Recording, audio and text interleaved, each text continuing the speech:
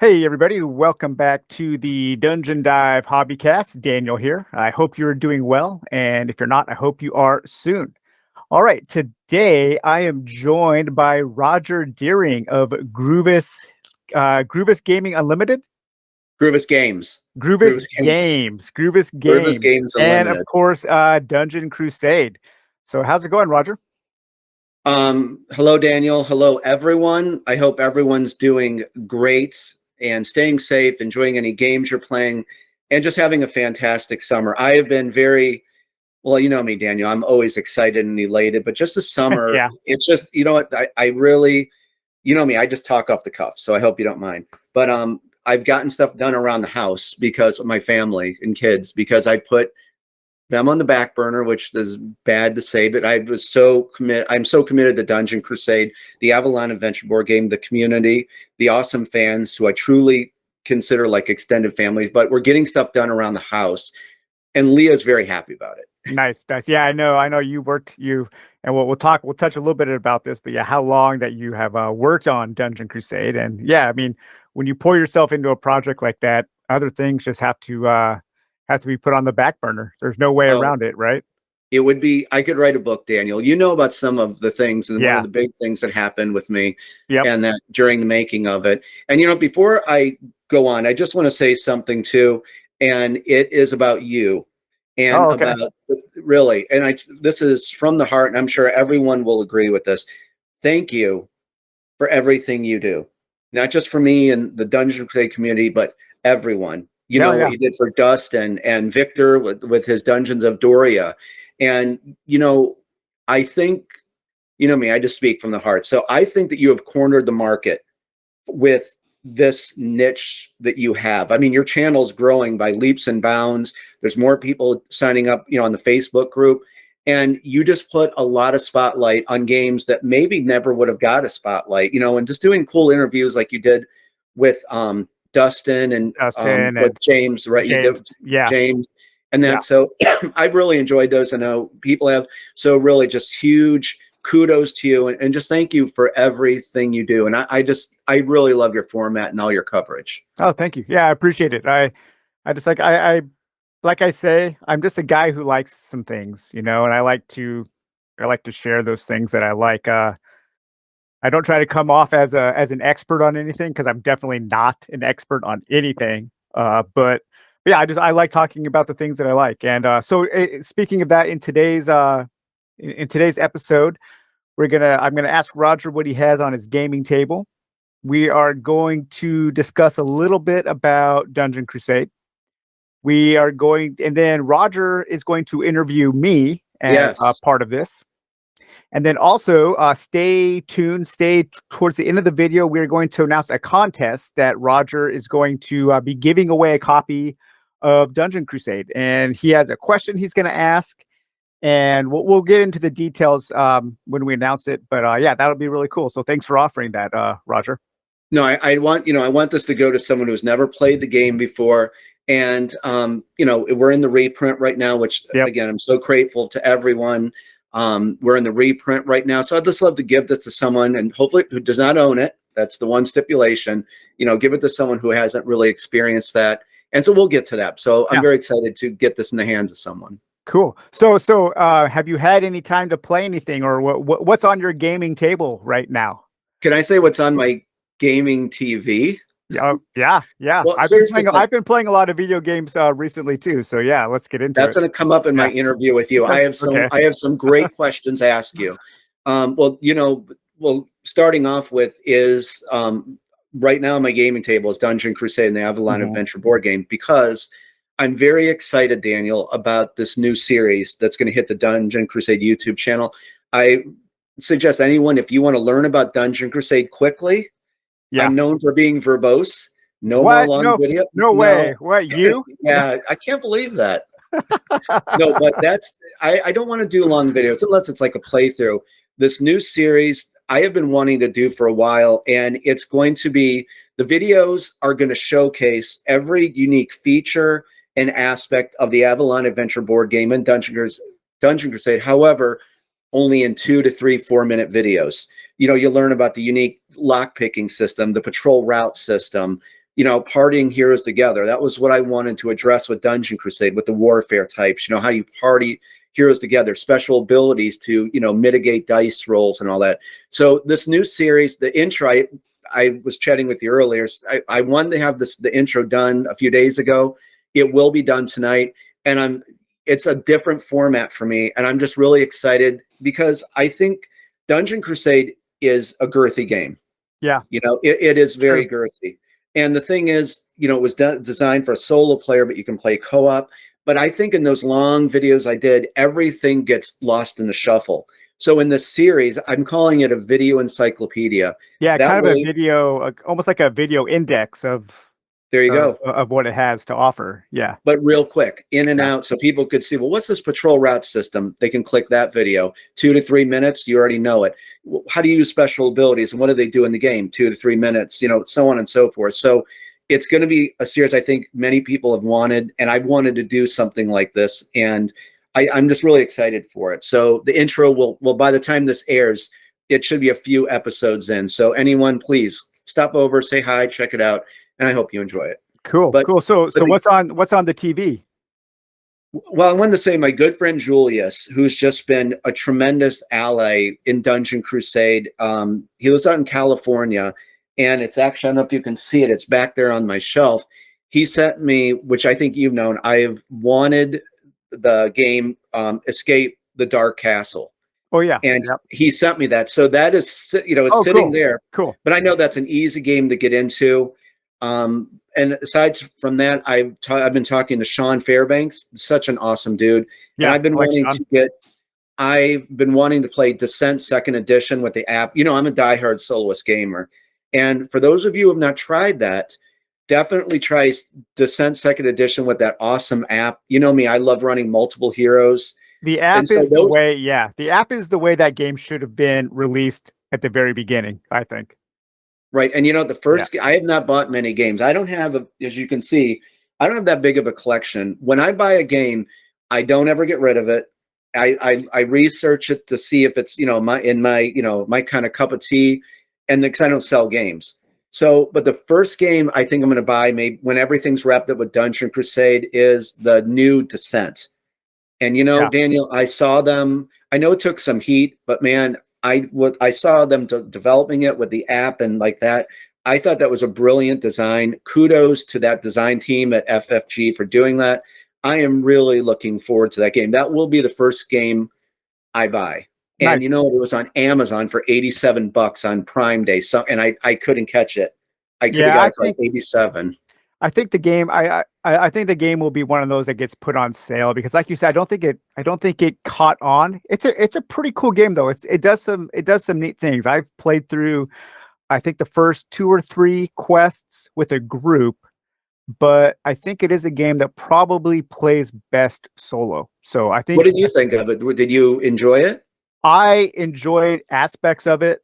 I enjoyed the app integration. I thought was really good. What I didn't like was just the group I was playing with was I too enjoy solo gaming more than gaming with the group, so I can control the speed of the game. And for me, playing with the group was a little too slow because of just the table talk, and it started to drag a little bit. And so if you were to play solo where you could control the pace of the game, I think it'll be a lot better. Okay. Well, yeah. I'm really, and thank you for that. I'm looking forward to it. But on my gaming TV, and I just talked about this in a video, and I'm telling you, gosh, Daniel, I would encourage you to try this out. And I wanted this back in 2020, but I was Dungeon Crusade, I was us on that. But I finally got Pathfinder Kingmaker for the PS4. Yeah. And I think Owl Games, I want to give them so much props. And I have to say, it's kind of like what we did with Dungeon Crusade. They came out, there was a few issues with the game, but they were quick. They were appreciative of their fans of the game. They got patches out there. They got updates. The game is rock solid right now. And I'm telling Dan, you need to check this game out. It's, based on the Pathfinder system, right? But it's just real quick. It does a nice tutorial. You don't got to know about saving throws and all that, but you start up like in this castle. I don't want to ruin it, give you a spoiler, but then you're sent out in the world on this map, and there's like a fog of war. So as I was traveling, I was going down the road and these wolves ambushed me. So, and it was a little tutorial how to do this. So I beat them off. And then you got to send your party out to forage for food and rations. And then where I'm at now is I'm at an outpost. And there was like a problem there, no spoilers, took care of that. But now the game has really opened up where I'm at this outpost and all these other heroes and adventurers are there. And it seems like I can pick my party members and then go out in this open world and do quests. And there's dungeons in it. That's what I've been playing, and like a few other things, but Pathfinder, Is that Pathfinder? Did you say that's the Kingmaker? Yeah, like Yeah, enhanced okay. edition. Yeah. So how's the I like those games, but I always find them a little intimidating because of controlling a whole party. So how do you find controlling a party on the PlayStation? Is the control pretty good? Oh yeah, and let me go. Well, this kind of ties right in. What you already know, my favorite game is of all time is Baldur's Gate. Baldur's Gate. Yep. Now I want to tell you when you should watch me play Baldur's Gate on the controller. I get into stopping the party. I'll pick my fighter. I'll send him out, and I mean then I'll take my my mage and put them in the back. I get into micromanagement, and I freaking love it. Yeah, or you don't have to be as hardcore as me, but I think.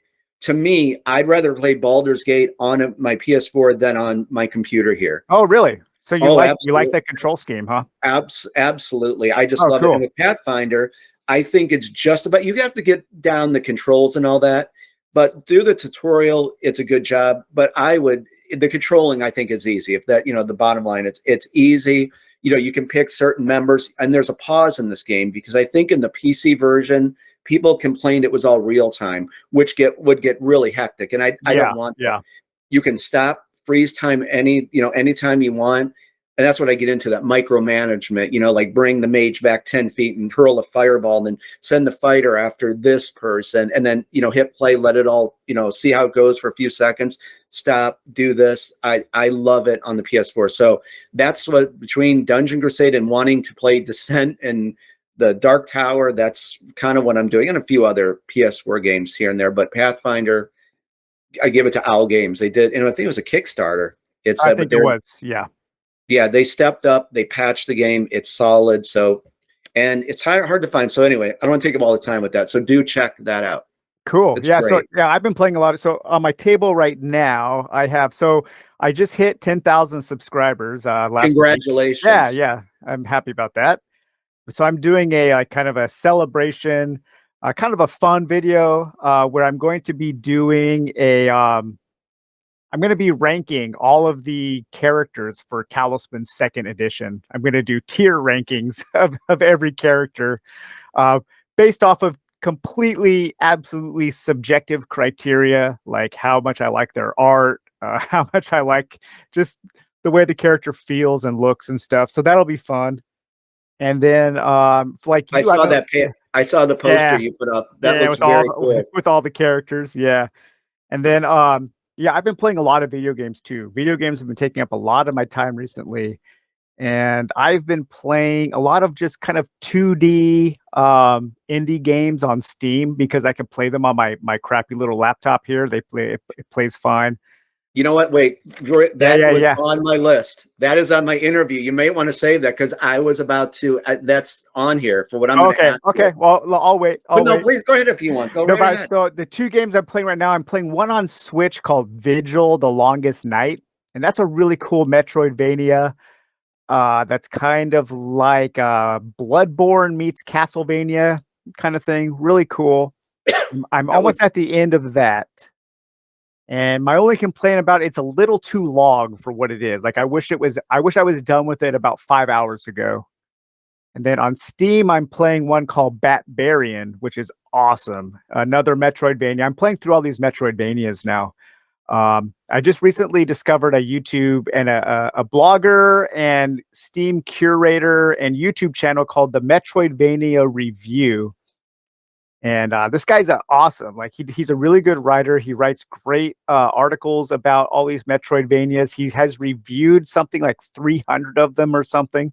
Wow. And he's going through a tier list right now on Steam, on YouTube, and he's up to, I think, the fourth episode, and he's ranking all of them. So I've just been kind of getting ideas from him. But this other one called Batbarian is awesome. You're like this barbarian who's kind of like Conan, and you have a little bat pet, and your bat gets up, has his abilities upgraded to manipulate the environment.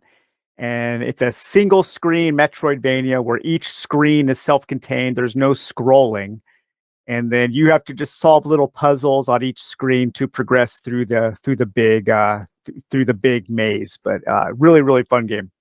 I love like 2D side scroll. I love Yeah, really, Daniel, I love every kind of game.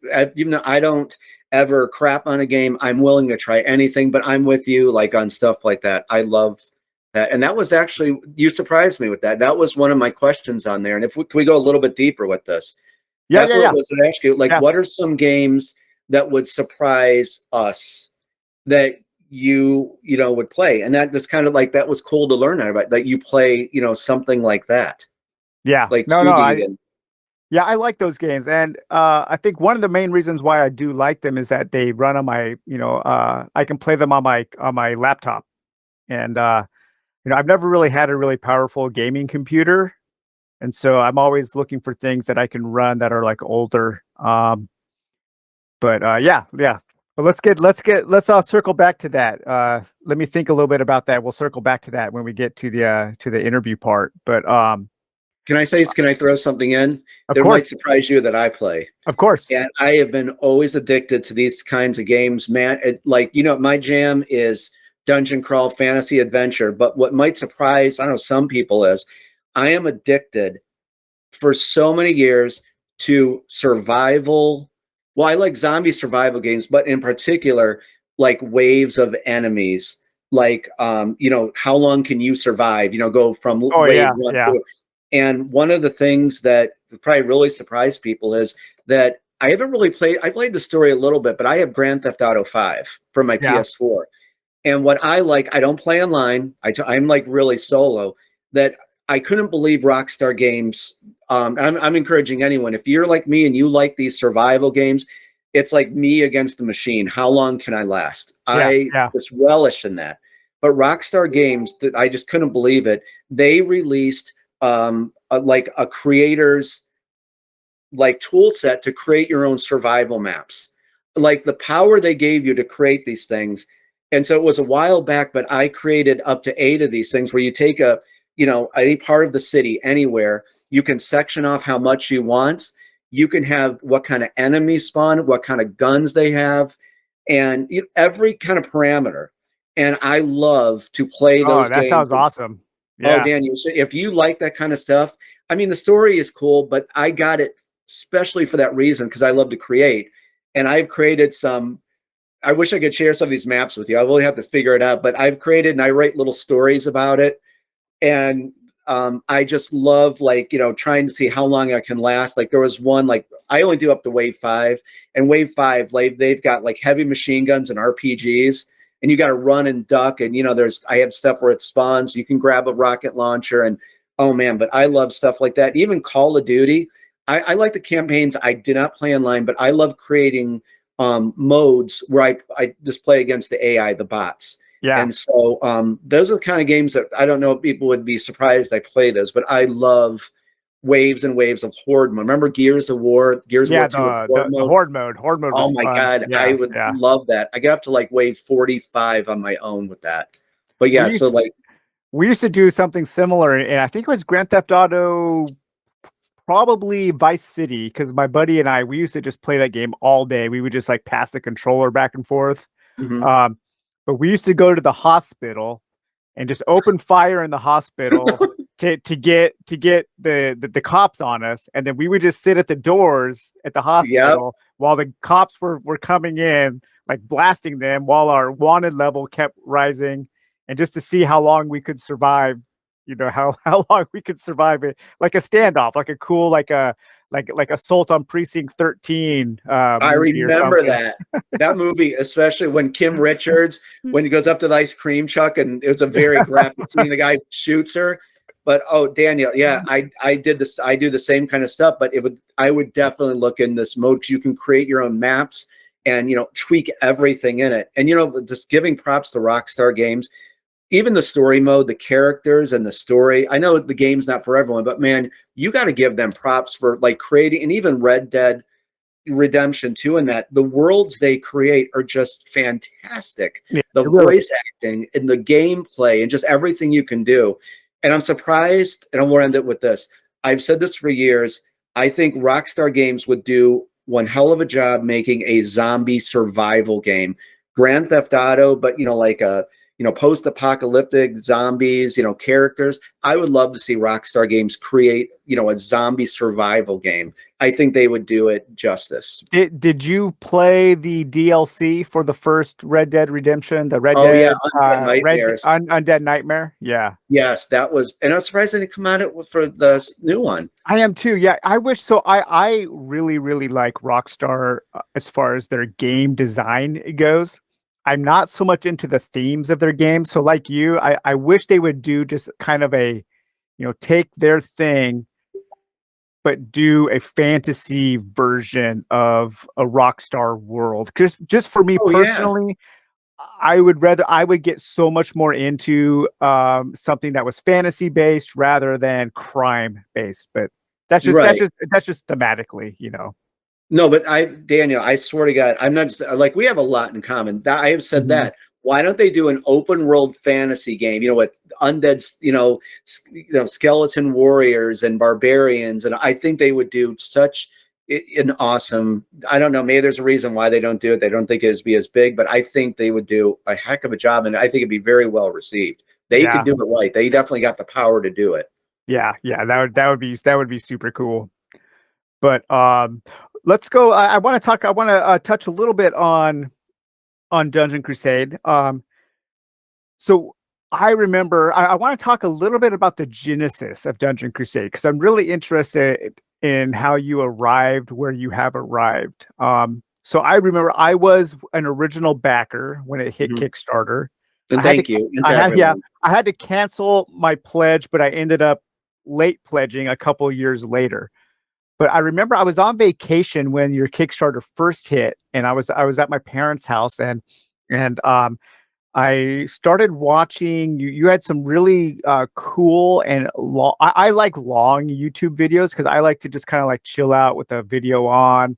I've told you this before, but I used to like fall asleep to you playing Dungeon Crusade. It was like, I don't know, something. It was something like relaxing about it. That blows me away because I'm in my bubble here. Like I'm not some atomic playboy that goes on speedboats with I'm married with kids. I'm not some guy that goes out, and I'm like, my big night out. You ready for this, guys? My big night out is going to Walmart and seeing what new frozen pizzas are out. I'm either here or at Walmart, and I'm back home. So it's in my bubble. That is just, I'm so grateful to you, Daniel. I truly mean that from the heart. That like, who knew that you fell asleep to Dungeon Crusade with that music? The old music that you use, that little like flute. I still have that. Yeah. My wife would be like, "What are those videos you keep watching with that flute intro?" And I was like, "Oh yeah, those are some Dungeon Crusade." But I find that so interesting. Yeah, but you had so in those first videos, you had what looked like a pretty like almost their game. I mean, you had a big map, you had your characters, you had a lot of the mechanisms, a lot of the details down. I'm interested in how you arrived to that point. Those first initial videos. How much time, how much of your life had you put into that?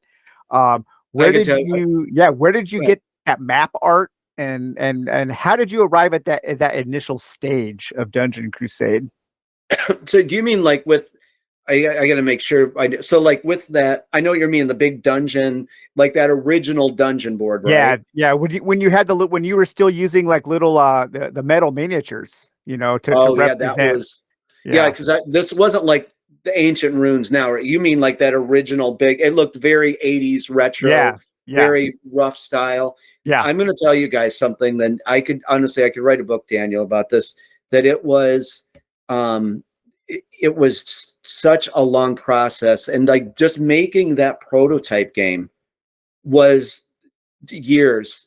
I started the inception of this when I just said, you know what, I'm very driven when I want to do something. I'm super determined. I'm going to create Dungeon Crusade. This was back in 2008. Yeah. I've been on Okay. this for 14 years.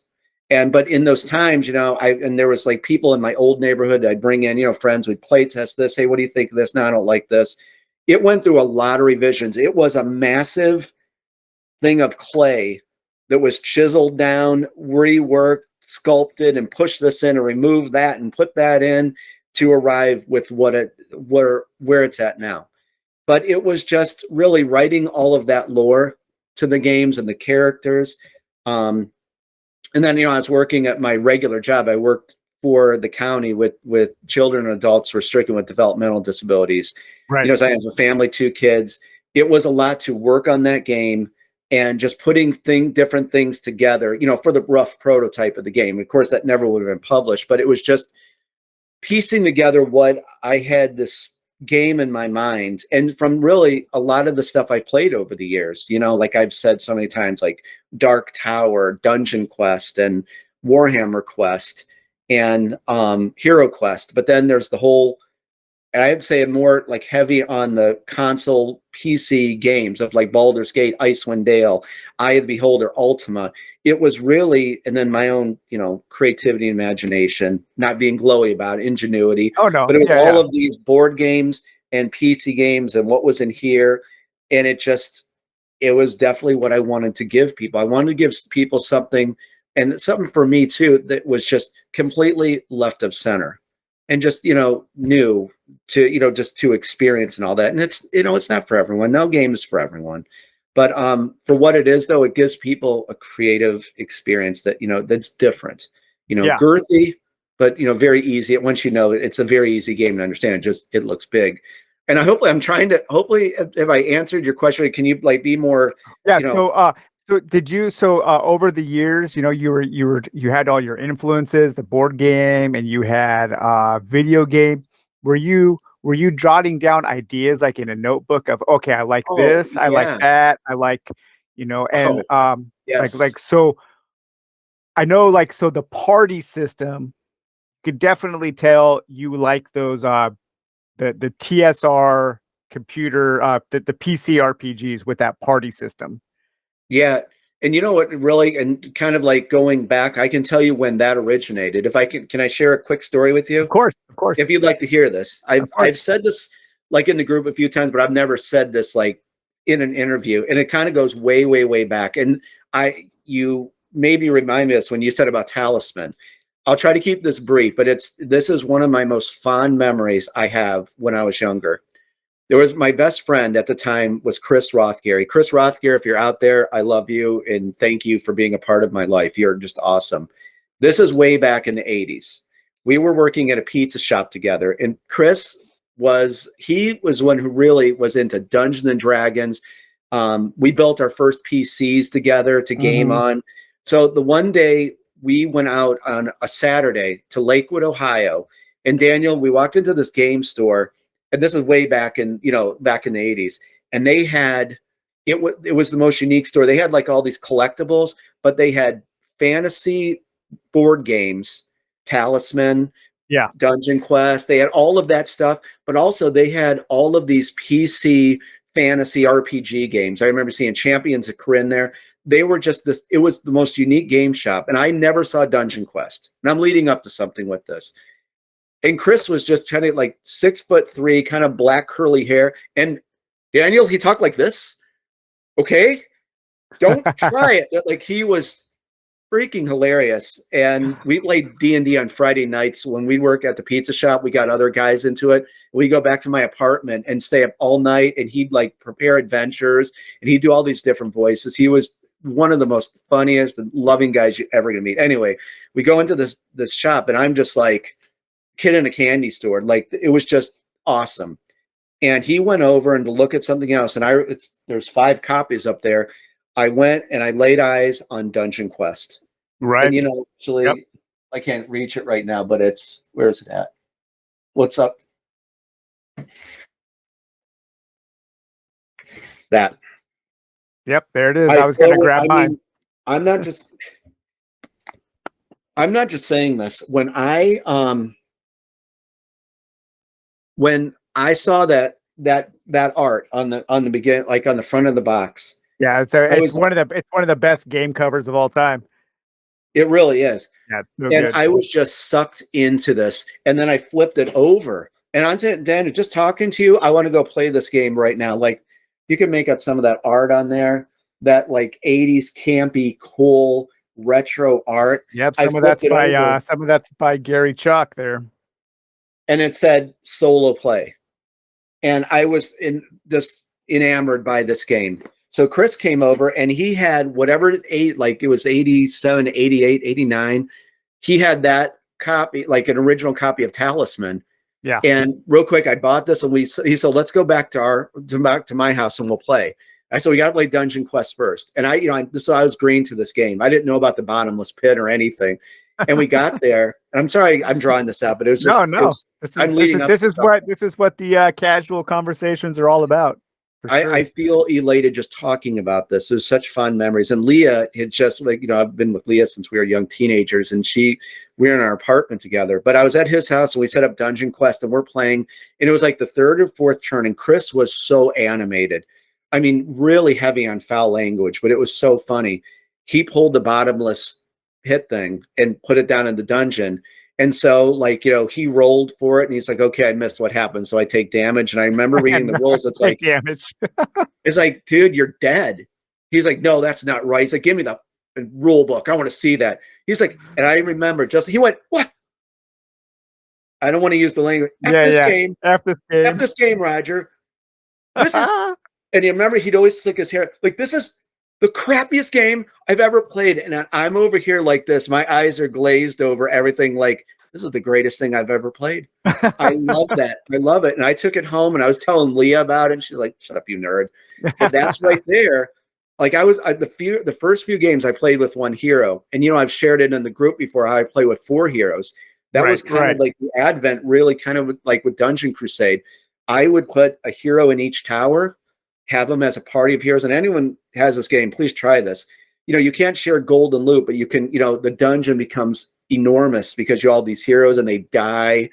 And so I wanted to say that was one thing right there where I always loved creating or having a party of heroes. And I think Dungeon Quest, when I did that little mod, was in a way the first step towards Dungeon Crusade. Man, that's I know that I think James and I talked a little bit about this as well, but I know that Games Workshop gets kind of a negative rap these days, for some rightfully so, but they were such an important part of my development into the hobby. I mean, so I have that very same feeling with the Lone Wolf adventure books, which I know those weren't Games Workshop, but they were Games Workshop adjacent because you had Gary Chalk art, and then you had the Fighting Fantasy game books from Ian Livingston and Steve Jackson, who were Games Workshop. I mean, they and then, but for me, it was Talisman second edition. I had played Dungeons and Dragons before that, and I had played Dungeons and Dragons when I was in 4th grade a little bit. But it really wasn't until I was in high school, and Talisman was just, it gave me that feeling of Dungeons and Dragons where I was this hero on a quest where I could get loot and I could, make my character stronger and have this grand adventure without a lot of rules, without having to keep track of too many things. So Games Workshop was just such an important part of development. And so it's cool to hear that kind of history with Dungeon Crusade as well. I am curious, the art for the map for that first map of that dungeon in your first videos, that prototype. Where did that art come from? I put all that stuff together. It was just pieces and parts that I had just found to put on the map to just to get the idea out so I could show the artist. But it was just and things that I would create. Believe it or not, people to this day they were surprised that I used paint.net. Oh, and really? I got very, very, very acclimated. I can use that thing with my eyes closed now. But Yeah, it was just like manipulating, just taking an object and putting some textures on it. That was actually the original chambers were just like this. It was a square. And then I put the crisscross pattern on it, and then like a shadowing effect over it. But some of it was just like on those things where you can just find free art assets. It just Yeah, yeah, it was not meant to ever. It was never. Nothing was ever used because we had to create everything, and I wanted to create everything. That was the purpose of going to Kickstarter. But that's what I would encourage other people to do, especially new creators and designers. Take stuff from other games. When you're working on stuff, cue cards or miniatures from this or card from this. Put things together to show what your vision is. You know what I yeah, mean? yeah. And Well, that that's yeah, hopefully. totally. But and this is I've never shared this story before. It's about Albus, and this is Okay, kind of a cool. yeah. And I'm friends with this guy to this day, and I don't think a lot of people know this story. So this is years ago. This is got. I can Wait, tell you this is give us a little intro to Albus first, just in case maybe some people okay. aren't familiar. Yeah, and especially me with dogs, you're not going to believe it took this to make me like, duh. Okay, so in Dungeon Crusade, you have a party of heroes. You can have 3 heroes, 4, definitely with the new rules, and we're going to talk about in a second. The new rule book, revised edition, slimmer to the point. Ilpo is pretty much joined. Yeah, Ilpo, he's I know joined Ilpo. Groovus Games Unlimited. He's just, I love the guy. He's brilliant, and he was kind of the editor on the Dungeon Crusade section. We worked very closely. A few of the tech writers I worked with before, Charlene. So anyway, and I did send you an advanced copy, and that will be out soon in PDF format, guys. So in the new series that will be released next week or two. But anyway, one thing about Dungeon Crusade is that it kind of goes with this, but Albus is this husky dog, and bless Freddie Lopez, the artist, who he did like 10 revisions on Albus. I'm like, the red diamond like paint on it, the war paint isn't right. Freddie, please get it right. And he's like, I'm gonna get this damn dog right. And he's the lead artist in the 2 new games that I'll be chatting about in that. But anyway, Albus is your fetch hound in that land of. Actually, I had this here to chat about in the land of Avalon. This is actually one of the original ones, but you can see there's Avalon. Yep. So in the land of Avalon, when I wrote the lore for this, when the story I'm about to tell you, fetch hounds were used by people to deliver goods for miners, to deliver, anything to miners that they would need, like equipment or drinks. And, they were like, go here, go here. That's what a fetch hound is. And Albus is the hero's fetch hound in the game. So when you're in the dungeon, the thing is you don't leave the dungeon. Right. Because, and that was really from Eye of the Beholder, one of the games I played, where your heroes, they didn't leave that dungeon. And when they were in the sewer, they were there. But I wanted to incorporate something where they could still get stuff from the village, but not leave the dungeon. And Daniel, as I tell you this, honest to God, I did not have, it took what I'm about to tell you to make me like, it was meant to happen. I had this really, it was just like, this was even before Kickstarter.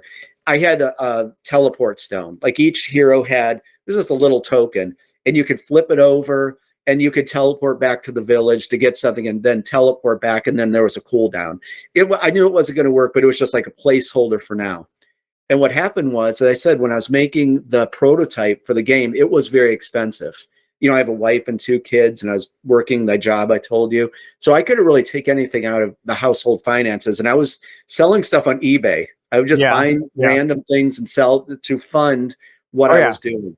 Right. And so my neighbor across the street, real quick, he was moving, and he gave me all of this stuff. He said, Rodger, you can just have it, just sell it at a garage sale. Or, I said, I do eBay. I said, thank you. And he said, I have no use for it. And he was up in years, and they're retiring and all that. So the thing he gave me is he gave me this jazzy chair. It was like a wheelchair, but it was like remember those jazzy chairs? Oh, yeah. From like help people with mobility issues. Yeah. So yeah. it was in good shape. And so I just put it on eBay. It was like, I put it for $150. I'm not someone like was price gouging, but I was trying to fulfill my dream of doing Dungeon Crusade, making this prototype game. So this guy, he's on my friends on my Facebook page. His name is Brett. And he called me and he said, hey, I'm interested in that jazzy chair. I'm like, oh, okay, just come on out. He lived, I don't know, it was like 40 minutes away. And he said, are you firm on the price? I'm like, just come out. We'll talk, I said, I'll hook you up. So he comes out And he pulls up. I swear, I have to make sure I tell Brett about this. I was talking about this. He pulls up in a van, and the door opens on the side, and like a lift comes down. Right. Right. And so, and then out of the lift, a golden retriever comes running out and into my garage. My dogs, I have crazy dogs.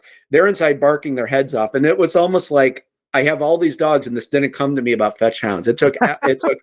So this golden retriever comes up, and Brett comes out, and he was in a wheelchair, and I'm like, "Hey, Brett, it's really nice to meet you." And he said he was in the Iraq War, and he had this something, it was a disease he had, and he was confined to a wheelchair. Yeah. And I said, well, thank you for serving our country. And I instantly had chemistry, and I'm friends with him to this day. Just super nice guy. And I gave him the chair dirt cheap. It's like, here, just take it.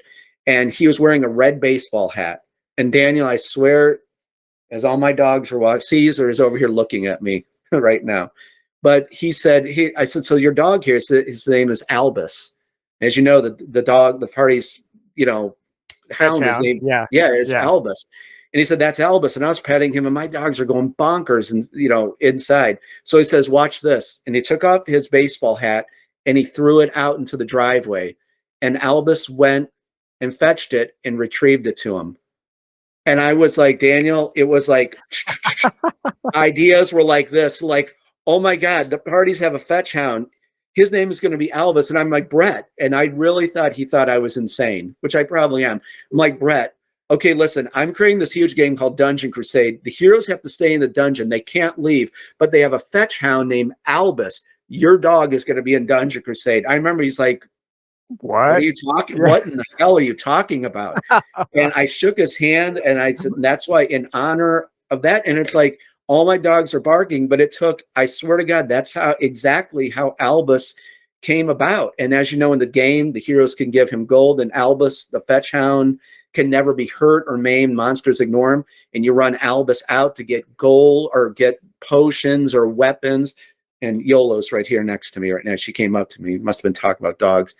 And they run him back to the hero. It worked out as you play the game. It works perfectly. And you can level Albus up to level 3 where he runs faster. He can carry more stuff. Yeah.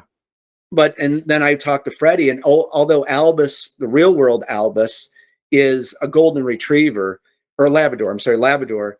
I've envisioned a husky with like a red diamond war paint and this satchel of like potions and weapons and all that.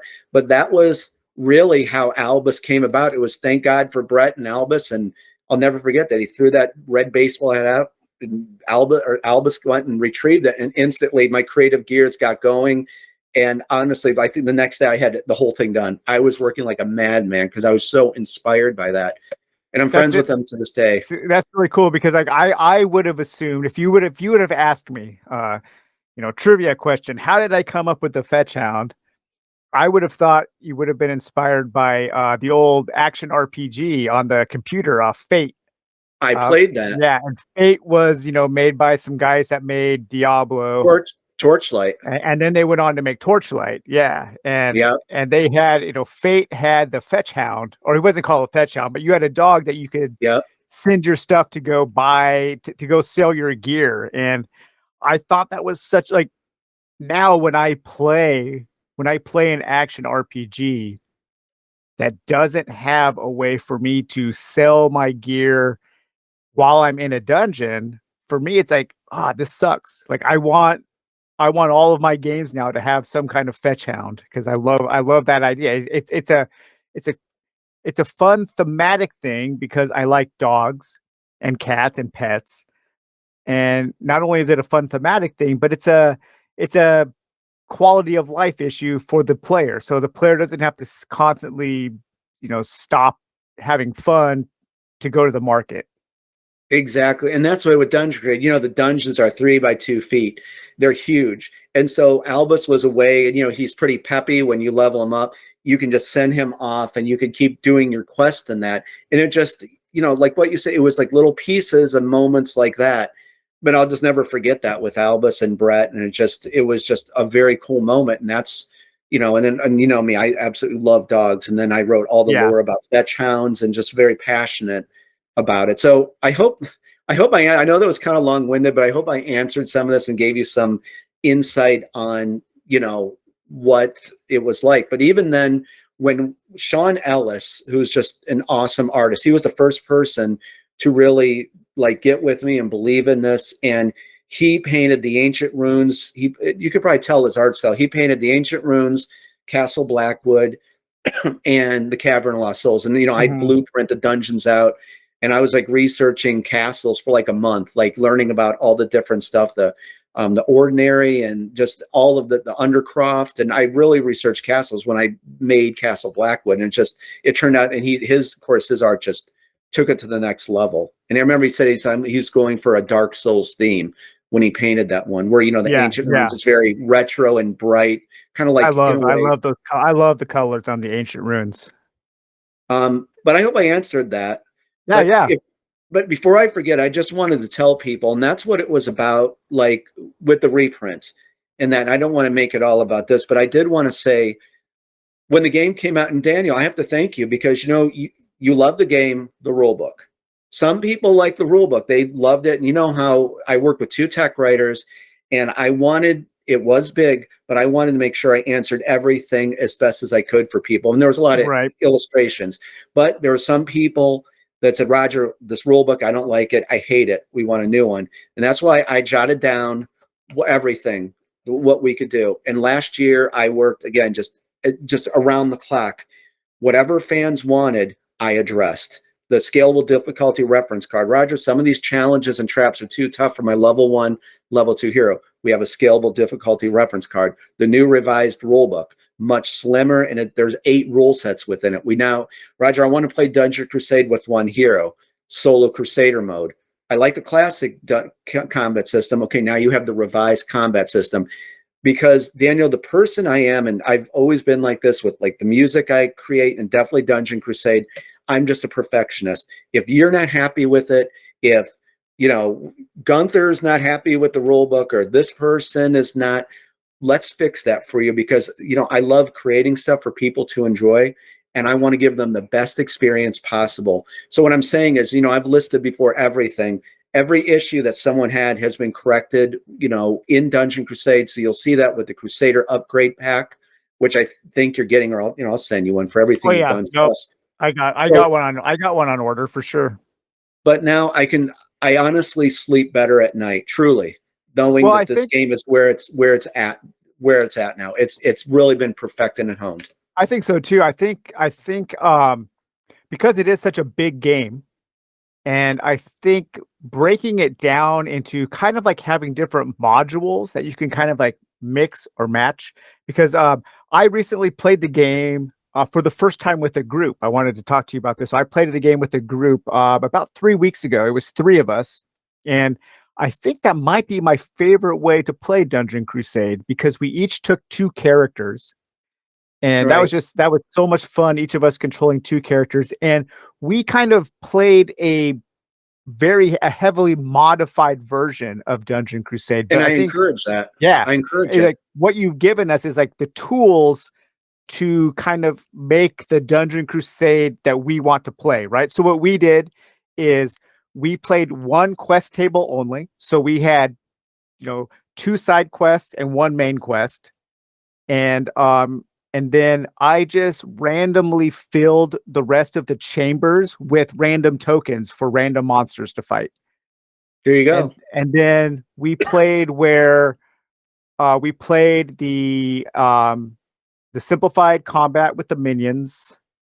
We played with the scalable difficulty, and we played. Wasn't that a nice change with the scalable difficulty reference card? Yep. So for those of you that don't know, there are certain challenges for like traps and treasure challenges and environmental challenges from these events.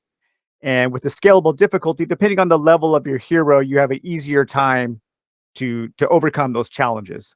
It lowers the value. Yeah. So if it says I really liked it. Right. If it says 8, like we got to roll a D20. So if you have a trapped treasure chest and it says you have to roll an 18, level 1 heroes can deduct 6 from that 18. A level 2 hero can deduct 3. And then if you're level 3, you leave it at the 18. So it was something small, but it really balanced the game hugely.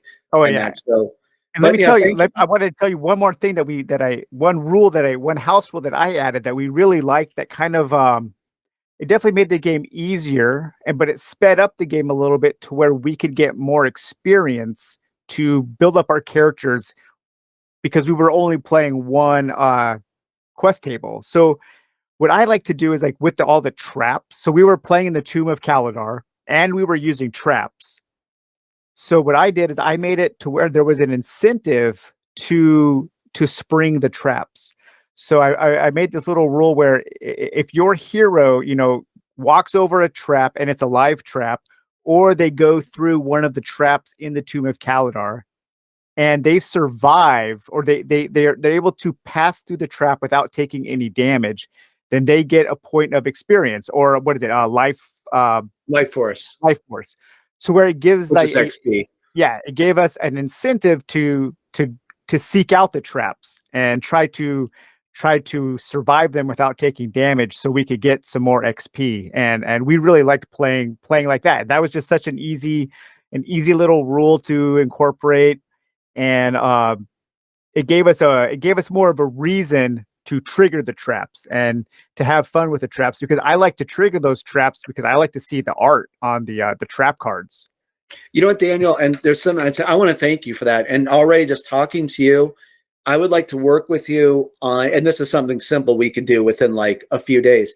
I would like, well, first of all, I want to tell you, because of you, there's a new tavern task that's in the Crusader upgrade pack. Oh, cool. And that, like, you, and I gave you total credit for this, but there's a tavern task. Those are the randomly quests that you can either pick one, or you can just, at the beginning of the game, there was 6, well, now there's 7. You're supposed to randomly pick one, or again, if you want, just pick one of the ones you want. But the new one it's from one of the characters of the game called Captain Briggs. And it was really because of what you just said.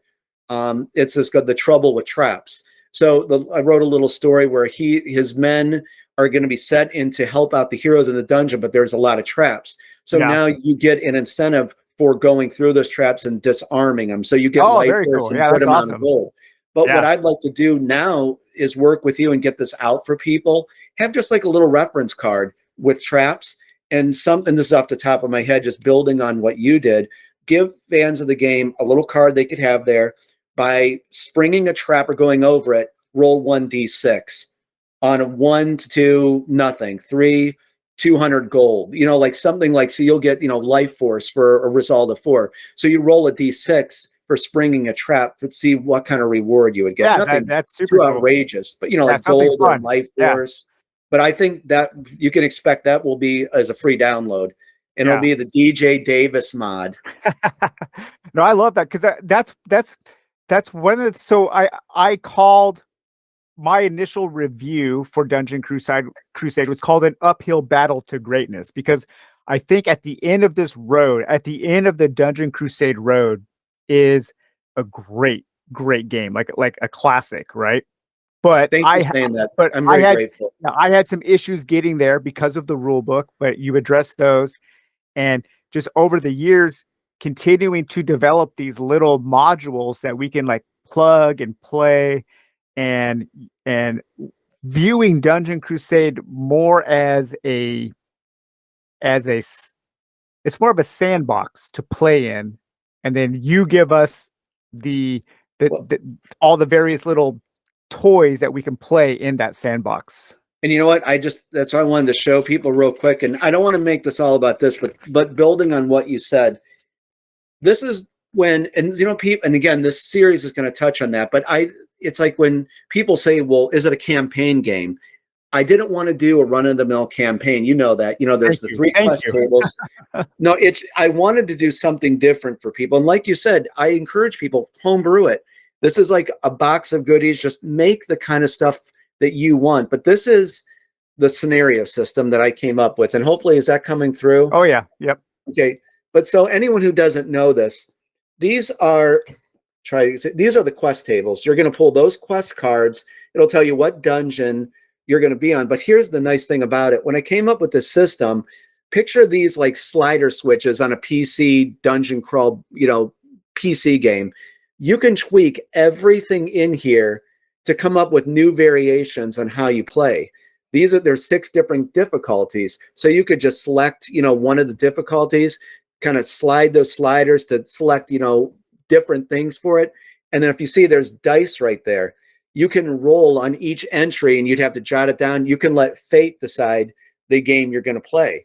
So this is kind of what I wanted to show in this, to let people see that, it's just it's not really a campaign system. It's like a one-shot thing where you can play the Avalon Adventure board game prior, then import your heroes to in Dungeon Crusade, and then tweak everything you want in here. And if you now, with the revised rule book and the revised combat system, you can play with 3 heroes, 4 heroes, 5 heroes, 6 heroes, and you can even play, Mega Dungeon Crusade with 10, 11, 12. And I'm going to do a playthrough of this. Yeah. Right, using the revised combat, but you can really play with the system with 12 heroes and have 20 minions spawn into the dungeon. I'm really going to do a playthrough of Mega Dungeon Crusade, but for it there, my point is, that's what I wanted to give people, Daniel. You could tweak everything in this game and just come up with your own variation. And ending this, there's 2 new modes I'm working on after we get the series done.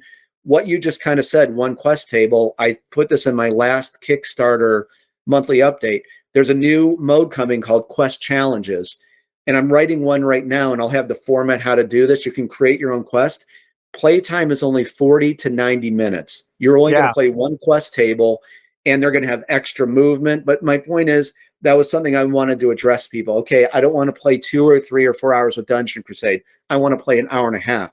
With the new Quest Challenges mode, people can upload their quest or scenarios, but you can now have that 40-minute, 90-minute game of Dungeon Crusade. And then there's a random dungeon generator mode coming.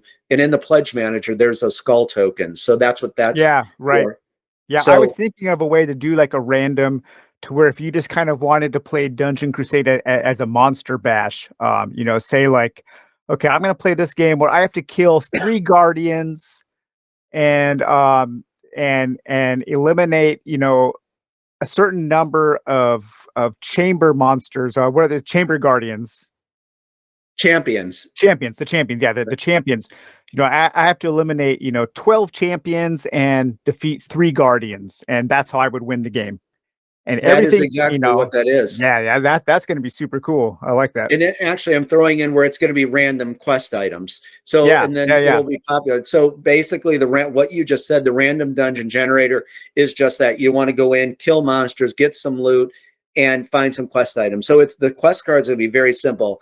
A village elder I'm just throwing this out there, will say you have to find, the scepter of truth, the crown, this thing. There's like 7 items you have to find, like per quest table or something like that. So that, I just want to say that is coming.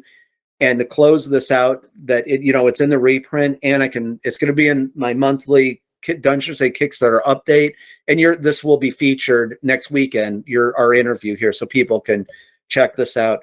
That the manufacturer, the proofs are ready for the game. So it's going to take, a week or 2, but I'm requesting them to send like the paper proofs to us so we could just look at everything, lay everything out, make sure that everything is right. So the proofs are ready. And this, if you don't mind, put a link for people who want to look at it for the Pledge Manager. It will be closing, it looks like, by the end of August. So late pledging is available. But cool. Of course, look at your videos. I encourage people, I'm going to go buy Dungeon Crusade. Don't. Watch Daniel's videos for what his initial thoughts, but then watch what you said with all the changes. I sent you the revised rulebook. Watch the new play series I'm doing, or the new series. But I think you'll find a lot to like with Dungeon Crusade, especially with everything now that's in it. And I'm just very happy where it's at. I'm really am. It's continuing. It's continuing to get better. And I think it's definitely continuing on that final destination to where it's going to be like great. You know what I'm saying? I'm super excited about the future of Dungeon Crusade for sure. Well, these last 2 modes, and I'll be honest with you, that there's 2, and I'm going to reveal this one to you now. Never said this before, but when this Quest Challenges mode is done, and the random dungeon generator, which will be a few months. My dogs just walked in. I have a lot of dogs here, but really, like, Dungeon Crusade for now, to me, is done.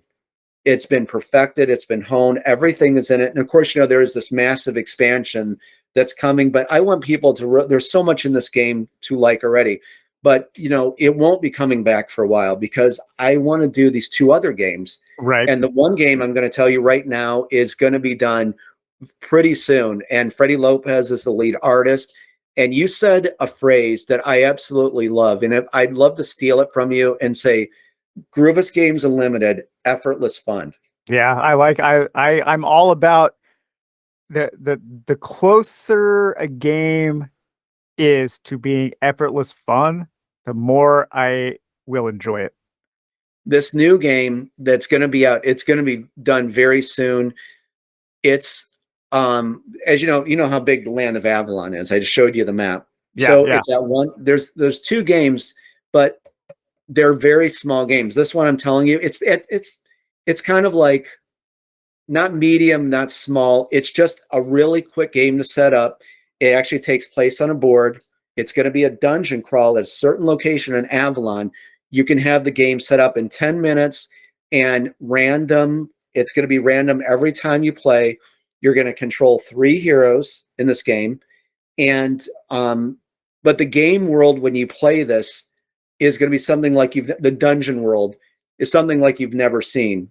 And that's what also I've been doing. I've been cutting pieces out, play testing, and this literally, I think for doing a game like Dungeon Crusade and Avalon Adventure, because it was so big, this came together like that, and it is super fun. Oh, that's and awesome. But it's just going to be a board, oblong, about like this, and you're going to love how the game world, that's something you haven't seen before, and that's something with Groovus Games Unlimited and people that when I started this, I don't want to do run-of-the-mill games. It's about, to me, while I'm here, I want to do stuff that's new and innovative and creative for people. That's why I understand that Dungeon Crusade isn't for everyone. It's a big game, easy game mechanics, but for people who've wanted something like, I always think like when I got off work at 6, 7 o'clock, come home, get a pizza, put like Dungeon Crusade at a big footprint game, put on some cool like fantasy music, and just game till 2 or 3 o'clock in the morning. Go to sleep, wake up Saturday, play some more. That to me, that's it. Right on a weekday. But with Groovus Games Unlimited, it's about giving people new experiences, putting the thought and the passion into something, and giving people that something that wasn't there before. To me, that's where I won't do like a cookie cutter game. So this new game that's going to be done relatively pretty quick, and Freddie's going to paint the poster, and we're going to reveal what it is. I think it's going to hit that effortless fun. Nice. On that, but real quick setup, but every time you play, it's going to change. And I think you're really going to like the dungeon world that this is in.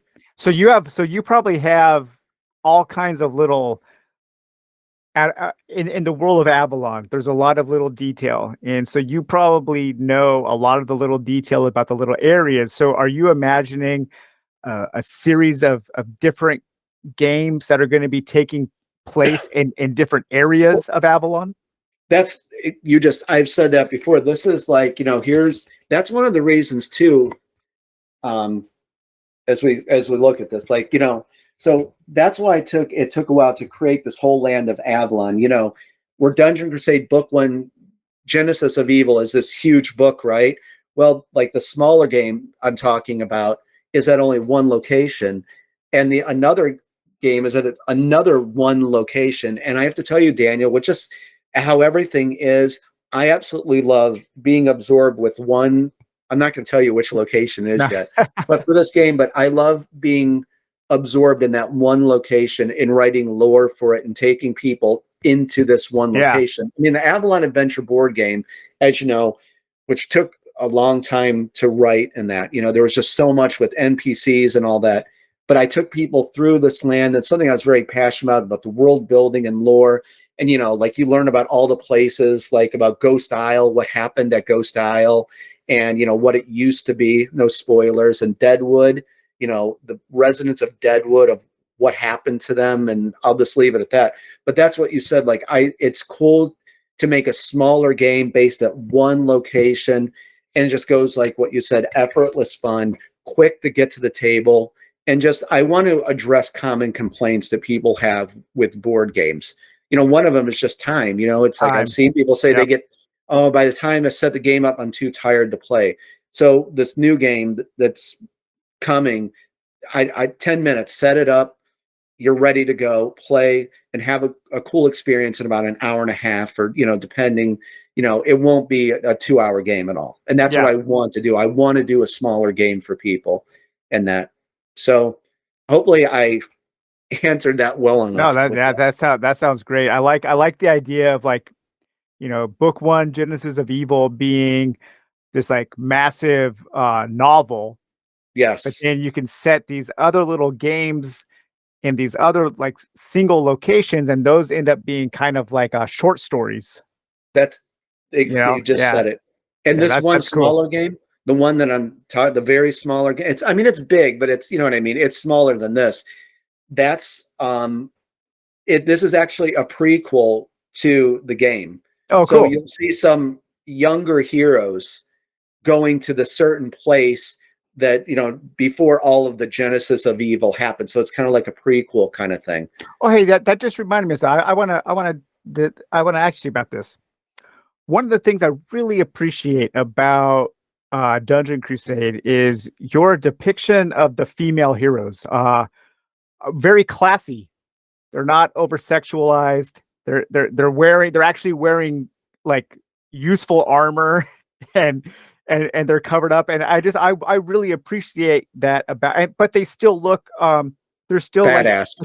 badass and attractive, and they're cool. Like you want to play them, but it's not just some like kind of like creepy, like super sexualized female forms that you often see in these games. So I just wanted to Well, say I really appreciate that about the way that you depicted your female characters. I think it's pretty great.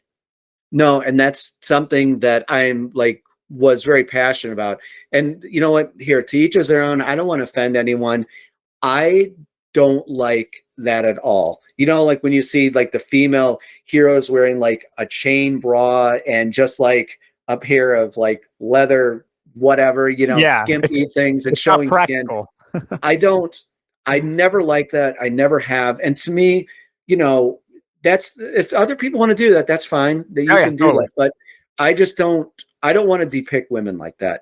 And so when I work with Freddie, and please, all credit, spotlight goes to Freddie Lopez. I gave him, like with the artist, I said kind of what I was envisioning, but please, this is your game too. Make it like, how you want. But I told Freddie, hey, I want them to look like their male counterparts, make them look dressed appropriately, none of that kind of skin and, huge breasts, with very little on. I Yeah, just, I yeah. don't like that. No Groovus games and limited game will ever have that. And Freddie, please, he gets all the credit. You saw the female heroines are like, they look like Yeah, badasses. they're great. I love them. I really appreciate that, and I know there are people out there who also appreciate it, and I always like to call that out when I see something like that. So thank Oh, you. wait, now I have to point this out before we go. Now, like, and I'm sure you've met her, the level 3 succubus Oh in yeah, Dungeon Crusade. Now, she yeah, is, but that's a that's kind of succubus. right. It makes it makes It has to be that. no, it makes sense for the character. You know, when it makes sense for the character, then hey, Right. that's all Right. good. So I just did want to point that out, that one is pretty alluring, I guess you could say. Hey, And it's a succubus. They have to be. I'll have to show you some screenshots of the original one that Freddie drew. And Freddie, all of the artists are amazing, but the original one had a smiling face. And I'm like, no, we need to make her look like really like evil looking. And there was like 3 revisions, and the one that's in the game, when he did that one, I'm like, that's it. That is it. But the original one was like smiling, all cute and all that. And it was great art, but it just didn't fit to me what I was envisioning for a succubus. Right, right. But thank you for pointing that out, Daniel. Yeah, yeah. So you have some questions for me. Oh, yes, and then Yeah. So we got to do the giveaway. yeah, yeah. I would say I've been having a great time hanging out with you, and I know the other people are going to see it. So I hope you enjoyed all Okay, this so well far. let's announce the giveaway right now. So as we transition, Okay, so you have a copy of the game and you want to give here it away. is, right here. It is the Crusader of the Realm edition. Now, let I'm me just be honest with Yep. you. But this is the Crusader of the Realm edition. This is the past edition, so to speak. Yeah, So it's right. not the one that reprint. So here's the thing: if you do get this, I will make sure I work with you and get you all the stuff a lot of stuff is you can download now, the revised rulebook, scalable difficulty reference card, so you can get your copy up to date. Or in the pledge manager, we kept it super low. There's the Crusader upgrade pack. We'll get you a hard copy of everything, a few replacement cards. So I just want you to, this is what this is, but I'll work with you and make sure you get all the updated content. So, so you're going to pay, so Groovus Games will cover $30 of the shipping. Yes. And if the person needs to pay more, they can PayPal you more. Yeah, through Groovus Games. We've done this, many times in the past. So I'll work with you and just PayPal the difference. Yep. And we'll get the cheapest shipping we can and get you this. And I'll throw in a free patrol route die for you. There you go. So, so how did you want to give this away? Well, okay. So I have it's like two things I wanted to go through, because some people might know the answer to this. And also too, and I'm a nice guy and I don't want to offend anyone, but I want this to go to someone who does not have the game. So please, guys, if you have the game, please just don't do this, because I just want someone who has not experienced the game to have this game. And I'm going to have Daniel check if you have the game. He's going to fly to your home, exactly, rummage your house. So please don't even try it, because Daniel will come to your house. We have our ways. Right. He has been to Bangladesh. So, gosh, I guess it might be an easy one. And I guess we could do it with comments, right? So when this goes live and people see it, the first comment or the first right answer will get you the winner. Okay. Yep. Who can tell me, and I'll give you a little hint. I grew up listening to Kiss. I love Kiss. Absolutely just love Kiss. And people can say what they want about them, but I'll tell you what, I learned a lot from just listening to Paul Stanley. He is incredibly intelligent, well-spoken, and they really worked hard in those years to get to where that. So I admired what they did, and I love their music. 70s preferably. Who can tell me my favorite Kiss song from the years 1973, and it's between 1973 and 1978. Okay, so to win a copy of Dungeon Crusade, comment below. The first person to give the right answer will be chosen as the winner.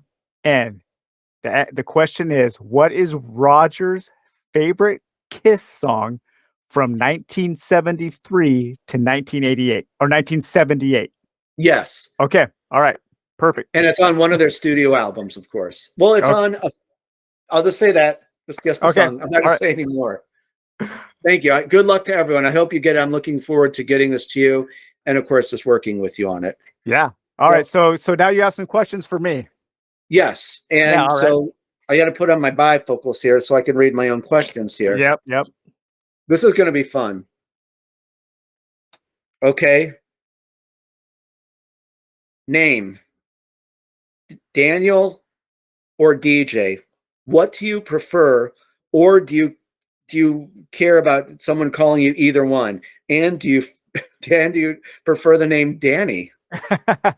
So Daniel's my full name, and that's usually what I go by. Danny, I do not like the name Danny. I am not a Danny.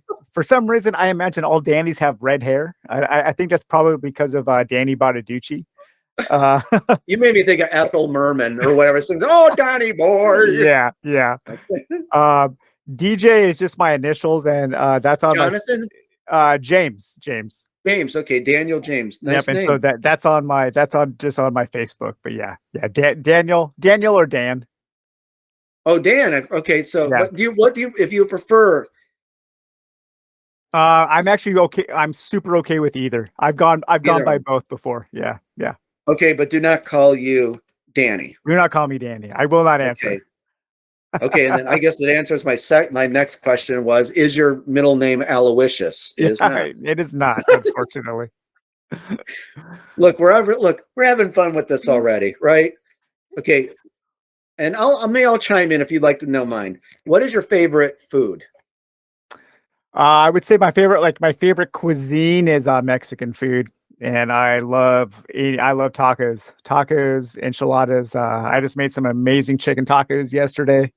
So yeah, I love cooking Mexican food, and I'm pretty good at it. I make some damn good Mexican food. So how about you? I know you like spaghetti. Oh You're yeah. yeah. And I'm going to make a post about this. You have to try Ryu's sauce. A girl from a friend of mine from years ago was What? telling me about this. Oh, you. Oh, Ryu's RAO apostrophe S. Ryu's spaghetti sauce. oh, okay. It is. I'm going to be Rio's. making a post on my thing about this. It tastes like it was from an Italian restaurant. It's pricey, but oh my God, Daniel, I couldn't believe it. It was so good. You know, And then I'm like chicken wings.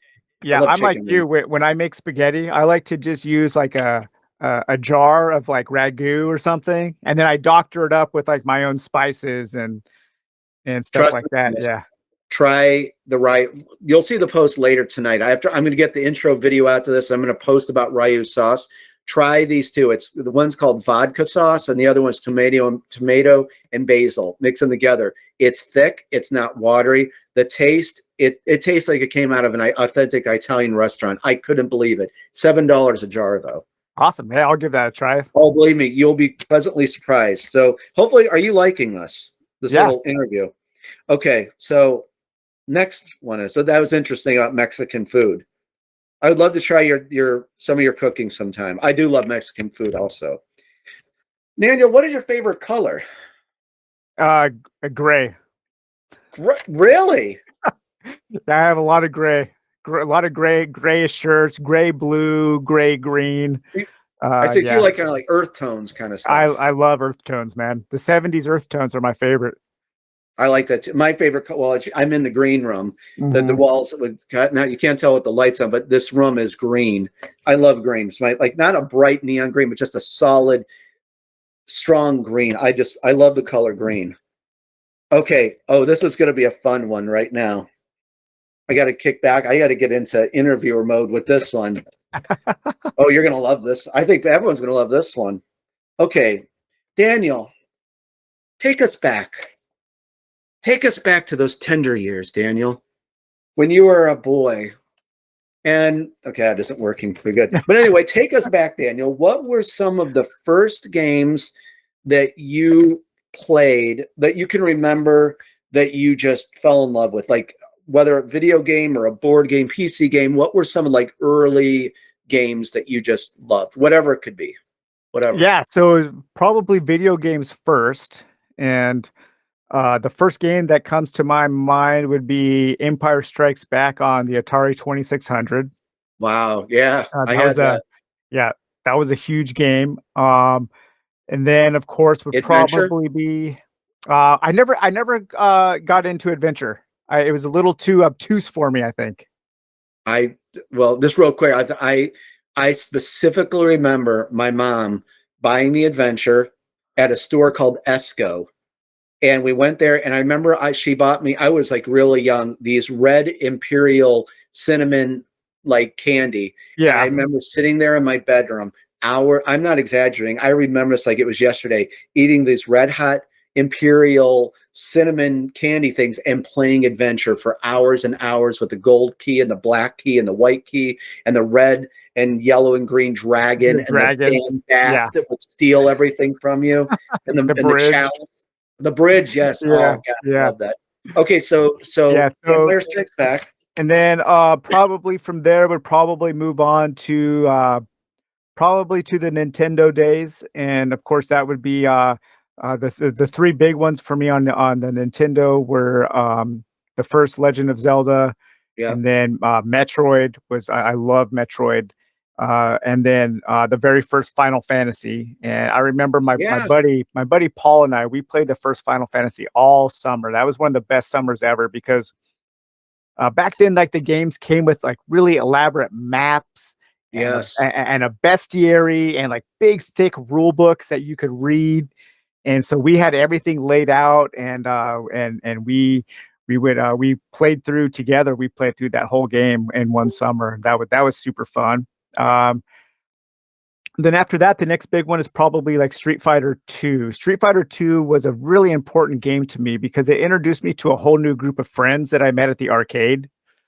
and I actually ended up switching high schools because of it. Like I wanted to go to Really? I wanted to go to high school with these guys, and that kind of got me into music and led to like my first playing in my first bands and that kind of stuff. So Street Fighter 2 was a really instrumental part of like my development as a young teenager. And then board game wise, I would say probably Talisman, like all Games Workshop, really. Talisman and Space Hulk Yeah, I were got that. were, I have were a fourth my edition sitting right back there. yeah, those were my like that was the foundation of my gaming. And then red box D&D, basic D&D I played in fourth grade. And that's the Street. I love fighting games too, like Mortal Kombat and all of that. I just have Injustice 2. I have that. But yeah, I was right there with Street Fighter when that hit arcades. Yeah. And you know what? It's so weird. We have so much in common, like about like just everything you just said. And real quick, that's about Street Fighter. And I was addicted to Street Fighter. I was there at KB Toys when it came out for Super Nintendo. Oh And it yeah, was like, I remember it was ridiculous, like $70 or $80 because it had more megs in it to get everything, but Mhm. it wasn't really close to arcade. But the pizza shop I worked with at Chris, the owner there, his name was Lou, and Street Fighter was huge. And we had this company coming in to trade out arcade, machines like would come in. And I told Lou, I was like, listen, and I was like almost like assistant manager. I was like, listen, let me give this guy some free pizzas, and we need to get a street. I swear to God, anyone out there, Bill and Andy, I worked with, Chris, Rob, my friend Rob will remember this. So I said, listen, Lou, let me talk to the guy from the arcade company that comes in. Let me see if I can get a Street Fighter 2 machine in here. And he's like, what's Street Fighter 2? He was like an older guy. He was like 10 years older. I said, listen to me, it's the hottest game right now, but I'm going to have to give him 10 free pizzas. Yeah. I swear, God is my witness. I'm like, I make things happen. You know what I mean? So I called up this guy and I said, hey, I can't remember his name. I said, this is Rodger, Pizza Brothers. And I said, here's the deal. And he said, let me see what I can do. And within 2 or 3 days, he wheeled in a Street Fighter 2 machine. Oh man, that must Daniel, have been a magical moment. I'm going to tell you what, every kid, we were on this main street called Cleveland Street. It was packed in there. People were buying pizza. I didn't think of that aspect because they'd have pizza and all that. We'd have to wipe the pepperoni grease off the freaking buttons and all that. But it made so much money in there. And then Lou got addicted to playing it. And it's like we were like just going out there constantly playing Street Fighter. And I remember when the first week or two or whatever, they came to open it up, and there was like a black bucket. There was just quarters spilled out Oh man, all over the place. It made so much money. those games made so much money. So Yeah, much Street money. Fighter 2 was really, I mean, those consoles that came out were like, they made them with like Super Nintendo because of the 6 buttons. I think it really was because of Street Fighter. And then Sega Genesis, remember they had 3 buttons and they came out with the one with 6. Yep. So I think just what you said, it just Street Fighter 2 had, I think, a profound impact on a lot of the gaming stuff at that time. I mean, controllers and all that. Oh, I yeah. still love it to this day. Yeah, I do too. Yeah. It's a profoundly important game in the development of the hobby, I think. Yeah. And just before I go on, just real quick, Nintendo, that it was right before I built my first gaming piece way back when, a big 386, 25 megahertz, 2 megs of RAM, and I had to go out and buy my own sound card with it. Oh yeah, like a Sound Blaster or something. Mine was called a Thunderboard. It was like the Sound Blasters were like so much money. But Final Fantasy, absolutely loved it. But one of the huge games, and really another thing about a notch for Dungeon Crusade was, do you remember when they released Ultima Exodus on Nintendo? I remember, but I never played it. But yeah, definitely remember seeing it. Yeah. That was huge, where you controlled a party of 4 heroes, and I loved Ultima Exodus. And I built my game, actually me and Chris, when we built the gaming PCs up, and my first one was on the art for this game. If you have to go look at this. It was Ultima 5 Warriors of Destiny.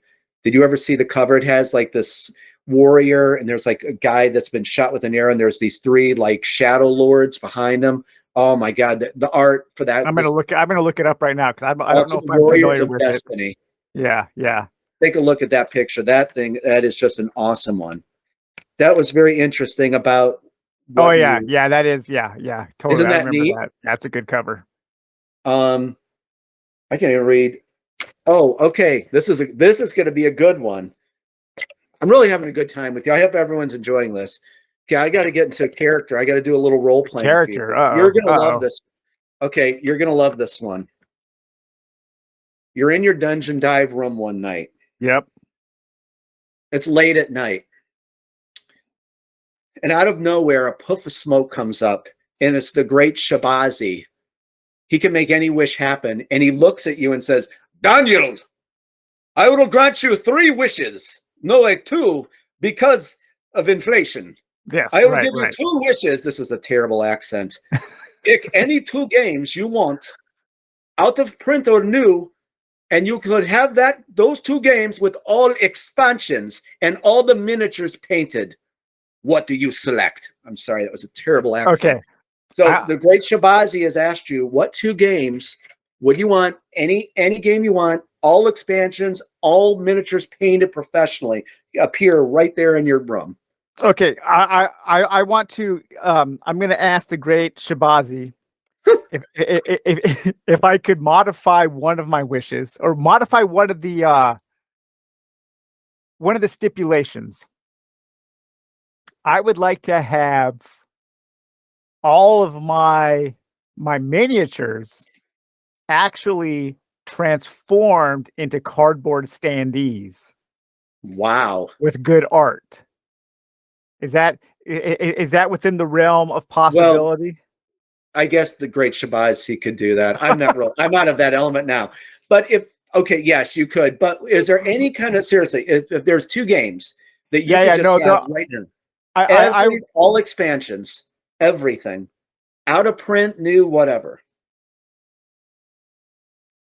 I would probably like one thing I would like to have again because I sold it, and if I could like just have it for free, I would definitely take it again. With all the expansions, would Are you be going to say HeroScape? no, no, no, no, no, no. Too much plastic. Too big. Arkham Horror Second Edition.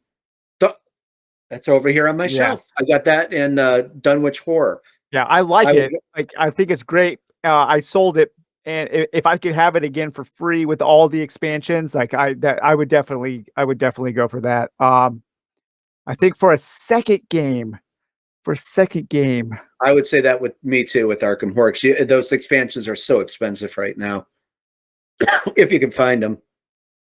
trying to think what I would want for a second game with expansions because like I have like a lot of the I have a lot of like the big ones that people want, right? Like Warhammer Quest, Advanced Hero Quest. You know what? I think I know what you're going to say. You're going to say Munchkin.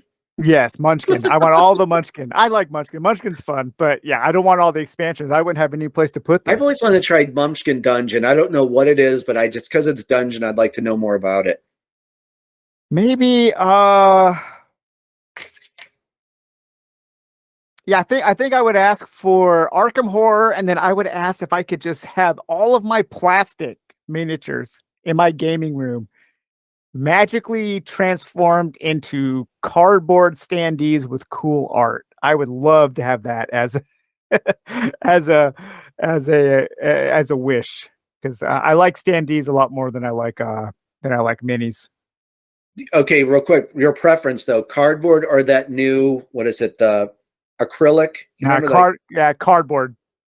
Not the acrylic stuff. Now I just plastic is just so bad for the environment, and I'm really trying to, as a consumer, I'm really trying to limit the amount of plastic that I'm responsible for. And I just like cardboard. It's recyclable. It's No, a it's a good state, you answer. know. So yeah, that's it. Those are my wishes. Great Zimbabwe. What was it? Shabazi. Zimbabwe. Shabazi, I think Shabazi. that was Yeah. it. There's only a few more. Oh, you actually said, okay, the favorite game right now. I'm sorry, it's dimly lit in here. The favorite, yeah, the favorite, well, the games that you're playing right now, and you mentioned that. Yeah. Yep. And what kind of this one was it? Give us a game that we'd be surprised with that Oh yeah. So I thought that of a you played. couple. Yeah. So, uh, my favorite dungeon crawl, my favorite adventure game of all time is Secrets of the Lost Tomb. I love that game. I want However, that game because of what you yeah, said, and it was on yeah, your number one list. yeah. However, my favorite game outside of this genre, my Hmm. favorite single game of all time is actually a Euro game, and that is El Grande. Really, I've never looked I into it. Yep, I think El Grande is the most perfect game I've ever played. It is pure elegance. It is confrontational. It is mean, but the game is so streamlined and so simple that it never feels mean. It's an area control game where you are competing with other players to control these countries, these provinces, and it's a fantastic game. I love it, and a couple of my other all-time favorite games are also more like Euros. I love Dominant Species. Dominant Species. Not only is that a very competitive, almost war game, but it's also very complex. And I don't usually like any of those things, but I love Dominant Species. And another one of my favorite games is Acquire, an old game from the 60s where you're buying and selling stock in hotels. Yeah, I remember that. Yeah, I think that game is that was my family. We grew up playing that. That was our monopoly. Um, for some reason, all the games in the 80s were all about consumerism and capitalism. Huh? I remember And that game, and they had an '80s version of Acquire. yeah, I think they've It's had been around one. since the '60s. I didn't know that. Yeah, yeah. Wasn't it? That was, I think, a Sid Saxon game. Sid Saxon has like he died. I'm pretty sure Sid Saxon died, but when he was alive, he had the largest collection of board games in history. Wow. And yeah, thousands and thousands of games, prototypes. He collected prototypes of games, I believe. So he had these file cabinets full of all these games that were just existed on paper, and he wrote books about board games. Yeah, he's I have to look into him. I never actually really even heard of him until now. yeah, yeah, really, really interesting guy. Really, really interesting guy. Kind of a board game historian, or but yeah. So I think people are sometimes surprised when they find out that I like. I actually do like some Euros. I don't like a lot of modern Euros. I just played recently Arc Novus, Arcs Novus, this big game Oh, that everybody's talking about yeah. now. I saw I it at Geekway. A lot of people were playing it at Geek when me and Yeah, Dustin went to Geekway. They were playing it. yeah. I just find that the modern Euro is just they're too complex.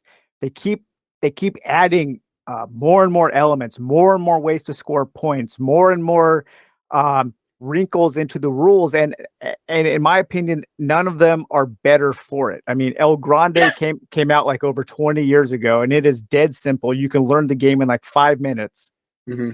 and it is the most perfect strategy and tactical game that I've ever played. And all these new games keep adding all of these complexities. Arc Novus was just it was so many icons and so many ways to score and so many things I had to keep track of that I had zero fun really playing it. And so what did we play the other day? We played San Marco, and that was another really tight, older Euro with really simple rules, very competitive. A lot of the older Euro games were actually really mean. I mean, they were like really competitive, where it seems now like a lot of the Euro style games are almost multiplayer solitaire, where you don't really have a lot of interaction with other players. So I do appreciate those early days of the Euro design. Some of the what's his name? Not Corey Konechka. Man, I'm completely blanking on this dude's name. There's He's two made games that Reiner Knizia. Reiner Knizia. Like I like a lot of the old Reiner Knizia games. I think they're fantastic. two games that came to mind. I want to just real quick get your opinion on Legends of Andor. I have Legends of Andor an expansion. What is your take on that one? I haven't played it in a few years, but I really love that It's game. it's one of the more puzzle-like games that I enjoy. Um, I think if somebody just looked at the game, they would think it was a big grand adventure game, but really it's a puzzle game where you're trying to work out the best way to win the game. And Yeah. if you veer from that, you're going to lose, you know. So on its surface, it's something that people would probably think that I don't like, but the thing that wins me over is the overall production of the game. Uh, the art is incredible. Yeah, It had Michael, like, yeah, he's the Mike designer in art. Michael, Michael Ansel. I have it right here. I think it's Ansel,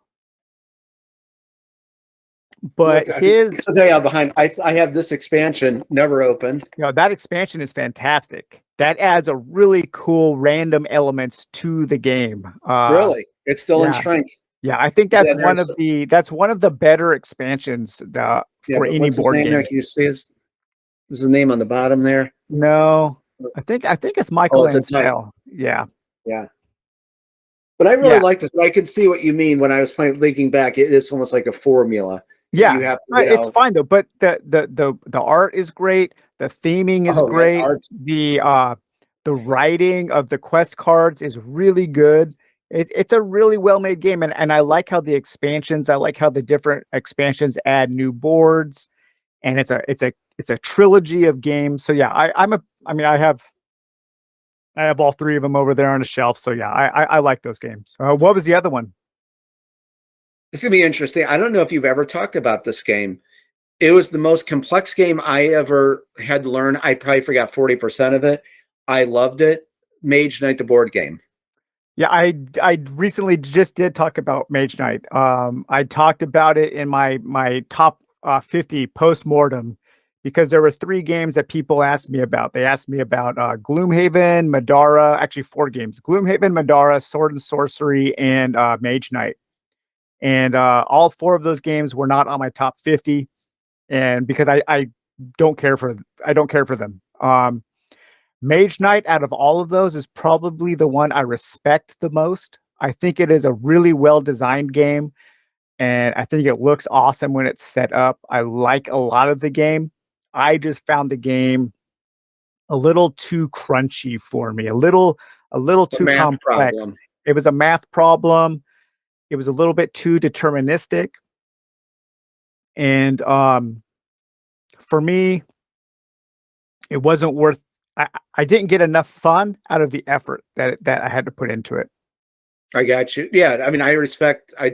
What's his name? I know the creator's name.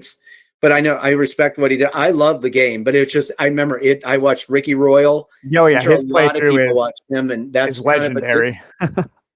But yeah, I actually have my friend sent me a brand new copy of Gloomhaven like 3 years back, and I respect it. You know, if you don't care for it, I am looking forward to that game. I think Mhm. that Isaac and his team did a great job.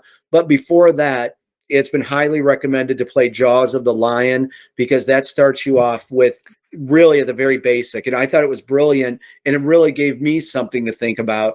You know, you learn as you go from people with doing something like for Dungeon Crusade, do like a simple version of it, and then ease people into the big experience, which is Gloomhaven. Yeah, Jaws of the Lion is a fantastic product. I That would be my preferred way to play Gloomhaven. I think it's really good. I love the map books rather than laying out tiles. I like how the maps are in a book. It saves time on setup and takedown. Yeah, I think Jaws of the Lion is a great product. I wish I liked the game more. I bought it and played it and reviewed it and thought it was I had some positive thoughts about it, but I ended up giving it to a friend who enjoyed the game a lot more than I did. That's another game I'm going to get, but first is that Descent. But Daniel, I don't want to take up all your time. I know we've chatted Nope. for a while, but man, I Yep. just had an awesome time. And I will say this: it really surprised me with those Euro games. And what surprises me about you, and I don't mean this bad at all, that you and I think we have this big thing in common. You like these random kind of dungeon games, Dungeon Quest in particular, where you don't know what the hell's going to happen when you go in. I Yeah, oh yeah. absolutely love that. that's like with Dungeon Crusade. That's like, that is what I want it to be, a big machine with all these different cogs and wheels and gears churning where you don't know what's going to happen. So that's just, in a way that, like, because you like Euro games and that, but would you, let me ask you this last question. If you had to choose between something like that, say Dungeon Quest game or a Euro game, what would you pick over? Could you pick one over the other? Do you like that randomness of what Secrets of the Lost Tomb? It's a lot like that, right? Yeah, yeah. And Fortune and Glory, I think that's another game I was interested. I think it's very chancy and random, you know. Or do you prefer like the streamlined Euro game if you had to pick one over the other? It would be the randomness, the crazy randomness of a Dungeon Crusade or Lost Tomb. Yeah. That's more my speed. I always tell people I'm not a good game player. I kind of suck at games, and so I like the ability to win, kind of taken out of my hands, put into the hands of chance. You know, give me a bunch of dice and let me roll them, and let me tell the story of what happens as my character is getting beat up by by bad dice rolls. You know, before I go, if you don't mind, that's what I don't. Can I just touch on Dungeon Crusade about that? Yeah, yeah, yeah. Dungeon Crusade is a dice chucker, and see, people see that probably on the outer layer, but the thing about it is, and really what I was after is the fun of the game lies, and you don't know this, is specking out your heroes, getting those special abilities that will mitigate dice rolls, boosting up warfare values, mining and crafting to build your hero up. That's where a lot of the Diablo, I know you do, I love the Yeah, Diablo yeah. series. I'm a huge MMO RPGer. I played so many, but that aspect of gaming was really in there with how you can build up your hero in an MMORPG or a Diablo kind of game. So that's kind of like in the deeper parts of what people get into what Dungeon Crusade is. When you take on tougher monsters, it's where you have to rely on those special abilities. And like, you know, there's 6 different warfare types. And wait, do I want my barbarian to go straight chaos warfare and physical, or do I want a more well-rounded? That's what I was trying to do for people in this game with, planning, strategy, and tactics. Yeah. And that's hopefully something that people get from Dungeon Crusade. And I hope you didn't mind me saying that, but that's really one of the big things I was passionate about is, building up heroes and working, putting a team together to overcome the stronger monsters in the game. Yeah, no, I think that's great. And yeah, that's a perfect way to end this conversation. So I thank you so much, Rodger, for spending about an hour and a half with the Dungeon Dive and having this casual chat. It was And good. And thank you, it was really Daniel. fun. Thank you for everything that you did, not, for me, but for everyone. And to the fans of Dungeon Crusade, and that, thank you so much. I'm very grateful, eternally grateful. And I'll always be here to, do stuff with you and work with people and just give you something to enjoy in life. And Daniel, just thank you for everything you do. Awesome. All right, guys, we'll talk to you later. Bye Stay bye. safe. Happy gaming.